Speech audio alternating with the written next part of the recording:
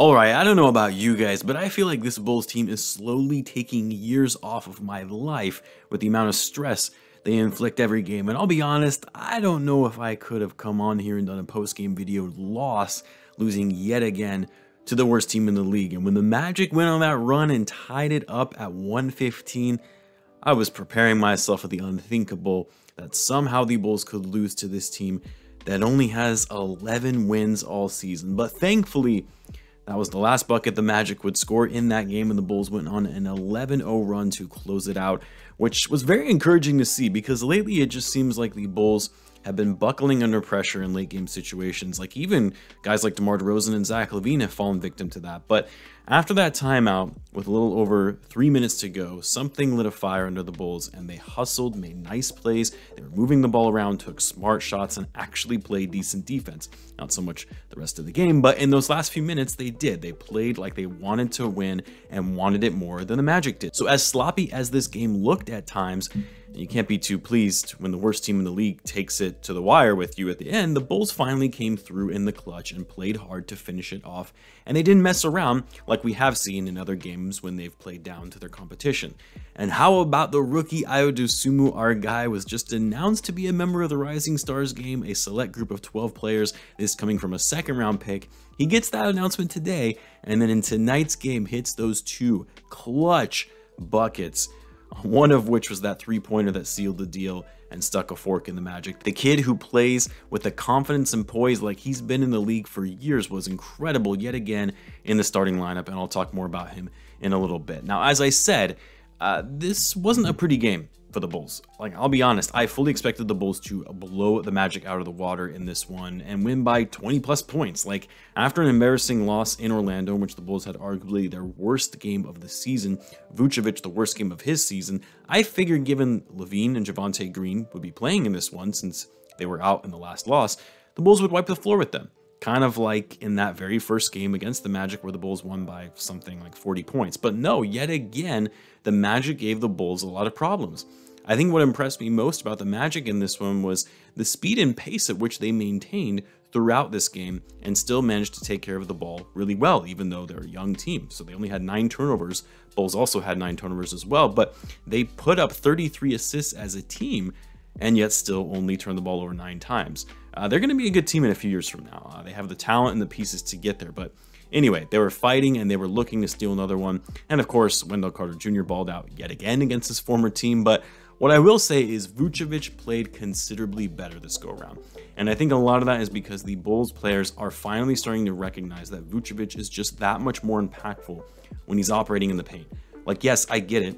What's an added threat and benefit about Vucevic is that he's a big that can help spread the floor because he can hit threes. But lately, his three-point shot has just not been falling. And it cost the Bulls a lot of possessions. Tonight, he was 0 for 5 from 3, but 8 for 12 on all of his other possessions. Every time they fed Vucevic the ball down low, he had easy post-ups for a quick bucket or a spin drive around Wendell. Like, we need to see more of that, and I'm surprised Billy Donovan hasn't used Vucevic more in the post. Vucevic finished the game with 18 points, 13 rebounds, and 2 blocks. DeMar DeRozan was great tonight. He put in work, tallying 29 points on another efficient night, shooting 12 for 20, 2 for 3 from 3, 10 rebounds and 5 assists to go along with 2 steals and a block. He had a team high plus 15 in box plus minus.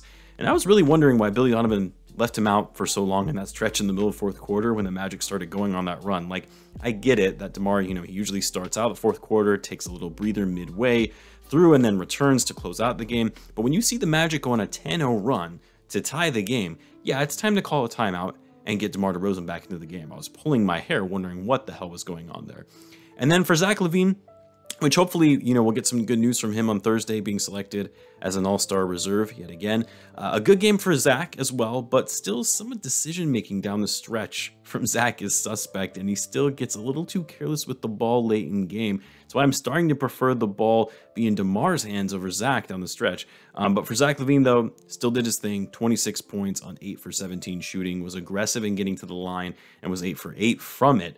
He also had 5 rebounds and 3 assists. But man, oh man, Ayo Dosunmu. I know it probably seems like we hype this kid up a lot because he's from Chicago, he went to Illinois, was a late draft pick, and so it makes for an incredible story to see him doing so well on the court. which is probably true to some extent. We are biased and we probably do hype him up a little bit more than maybe we should. But let me tell you something. This kid looks like he's for real because yes, he'll make the occasional rookie mistake here and there. But when you compare him to other rookies and how focused and locked in he is on both ends of the floor, that maturity, the confidence, and also even just seeing him and how much he's gotten better from his first game in the season, like he's already playing smarter. He knows what he needs to do on both ends of the floor. He's always in the right spot, making the right plays.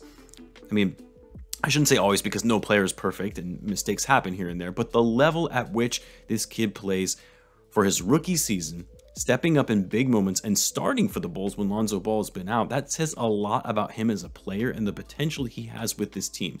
Anyway, I know some people are going to be like, okay, relax, dude. He hit a couple big shots, but I'm telling you, this kid is going to be something special.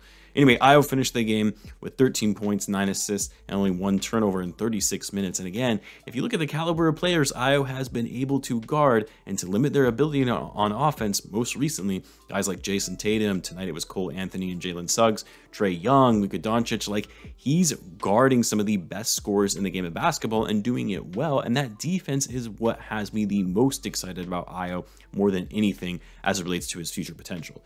Anyway, as for the bench, Coby, still struggling a little. He had 9 points on 4 for 12 shooting. Tyler Cook actually gave the Bulls some solid minutes off the bench. And Trey Brown Jr. has actually started looking nice off the bench for the Bulls most recently. This after I gave him a D mid-season grade. Who knows, maybe he saw that video and that lit a fire under him. I like to think that it was because of me anyway. The Bulls shot decently well, not so much from deep, 51% from the field, 37% from 3. They absolutely dominated the Magic on the board, which was a big factor in this game, you know, giving them second chance points. They out-rebounded the Magic 49-36.